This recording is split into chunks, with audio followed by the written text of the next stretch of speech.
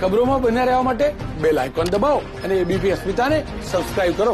હવે વાત વેક્સિનની કરીએ તો રાજકોટ પ્રશાસન વેક્સિનને લઈને એક્શન મોડમાં જોવા મળી રહ્યું છે। સરકારની સૂચના અને ગાઈડલાઈન મુજબ વેક્સિનની તૈયારીઓ શરૂ કરી દીધી હોવાનું કલેક્ટરે જણાવ્યું છે।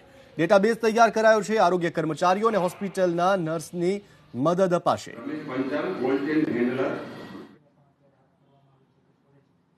ખાસ જે કોવિડ-19 માટે જે વેક્સિનનું જે રોલઆઉટ પ્રોગ્રામ ભારત સરકાર તરફથી આયોજન કરી રહ્યા છે એના સંદર્ભમાં રાજ્ય સરકાર તરફથી અને જિલ્લા વહીવટીતંત્ર તરફથી પણ એની ભારત સરકારની સૂચનાઓ અને ગાઈડલાઇન્સ મુજબ આપણે તૈયારી કરી રહ્યા છે। એટલે જિલ્લા લેવલે આપણે કોર્પોરેશન વિસ્તાર અને ગ્રામ્ય વિસ્તારમાં જે વેક્સિન માટે જે કોલ્ડ ચેઇનની જે ઉપલબ્ધતા એટલે સ્ટોરેજની ફેસિલિટી વગેરે એની એક તૈયારી કરી ચૂક્યા છે અને એમાં કોઈ મુશ્કેલી નથી।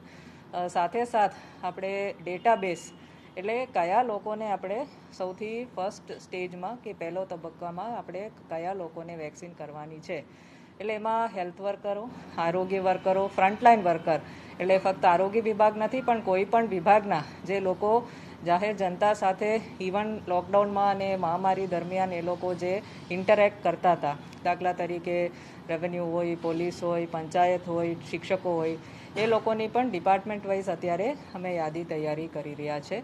અને ઓલ્સો જાહેર જનતામાં પણ આપણે 50 એન્ડ એબાવ કેમ કે કોવિડમાં આપણને ખબર છે કે જે લોકો કોમોર્બિડ છે ને તો સિનિયર એજના છે એ લોકોને વધારે આ વાયરસ ટાર્ગેટ કરતા હોઈએ આપણા અનુભવમાં।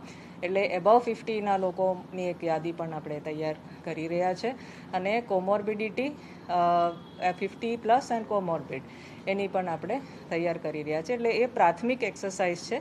પછી કેવી રીતે જિલ્લામાં રોલઆઉટ થશે એ જ્યારે ભારત સરકારની ગાઈડલાઇનના આધારે રાજ્ય સરકાર આપણને સૂચના આપશે ત્યારે નક્કી થશે, પણ અત્યારે આટલી તૈયારી આપણે કરી રહ્યા છીએ।